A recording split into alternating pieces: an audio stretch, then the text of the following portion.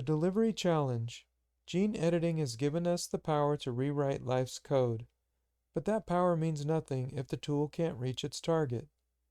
Every therapy begins the same way, as a microscopic courier on a long, dangerous trip through the body.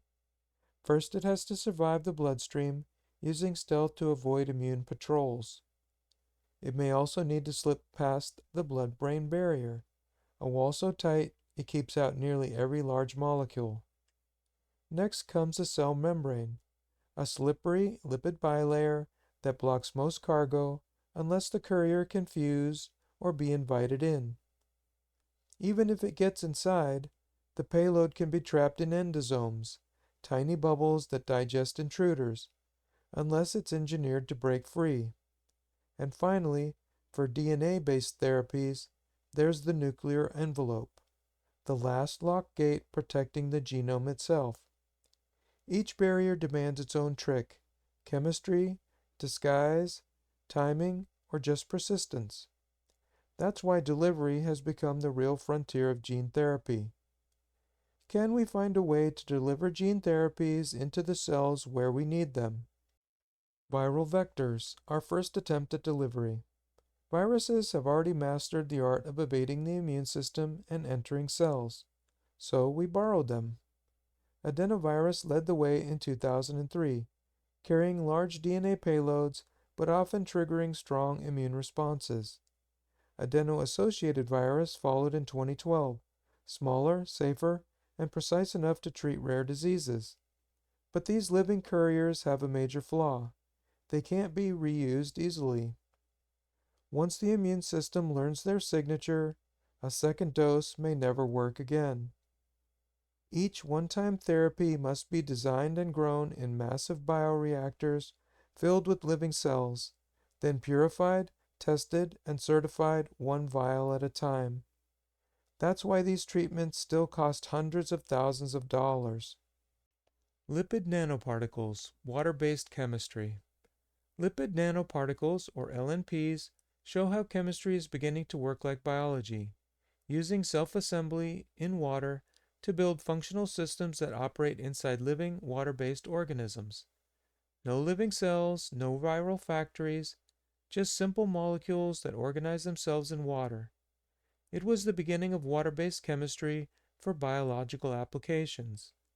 Each lipid has a water-loving head and a water-fearing tail, so when mixed in water, they fold automatically, forming tiny spheres with a fatty shell and a watery core.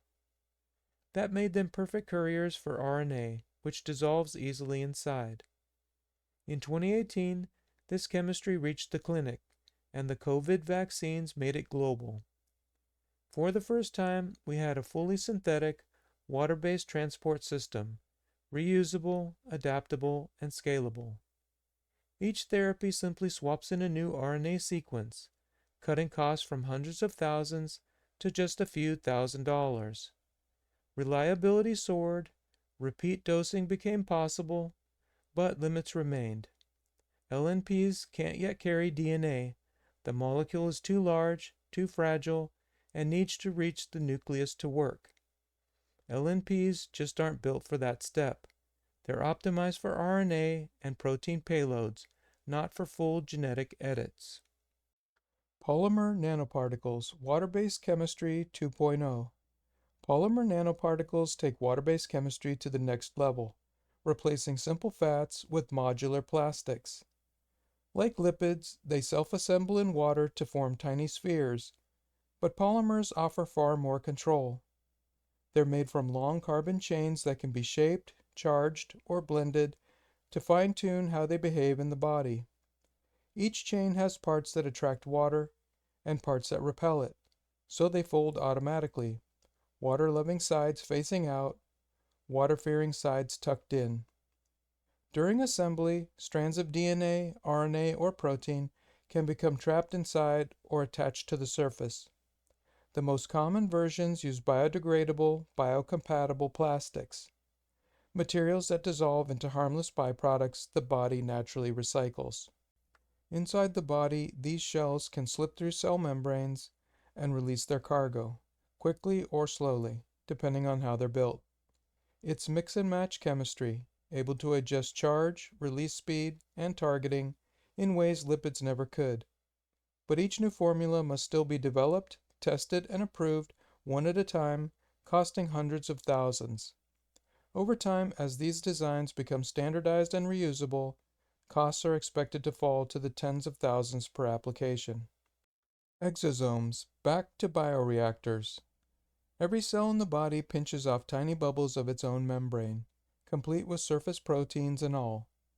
They're tiny spheres without a nucleus that look like miniature cells to the immune system.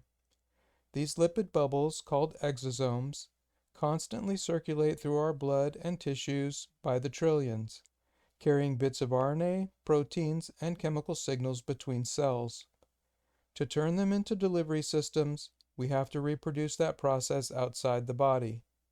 Approved cell lines, or patient-derived cells, are grown in giant bioreactors, where they release exosomes into the growth medium. Those vesicles are then isolated, purified, tested, and certified, a long chain of quality control steps that adds cost at every stage. Before or after production, scientists modify them with application-specific components, surface receptors, targeting proteins, or genetic payloads that turn each batch into a tailored courier. Exosomes are highly biocompatible and considered low-risk treatments. But even with standardized cell lines, every batch is slightly different, and full consistency is still out of reach. For now, production remains expensive, roughly in the $100,000 range per treatment, but costs are expected to fall towards tens of thousands as the process becomes more automated and certified. AI-guided and multistage delivery systems. The next generation of delivery systems is already taking shape, not as a single breakthrough, but as a merger of everything that came before. AI models now test millions of molecular designs in silico, cutting R&D cycles from years to weeks. But as performance improves, complexity also will rise.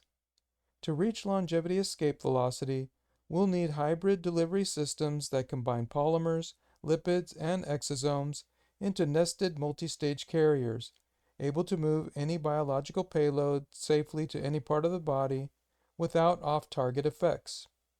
AI may reduce development time and cost, but the growing complexity of these composite systems still keeps prices high for now. Over time, as key structures become standardized, like reusable blueprints, costs are expected to fall again, unlocking wide access. And once those payloads are delivered, the next question is, how we'll communicate with them. That's the subject of our next video in the series.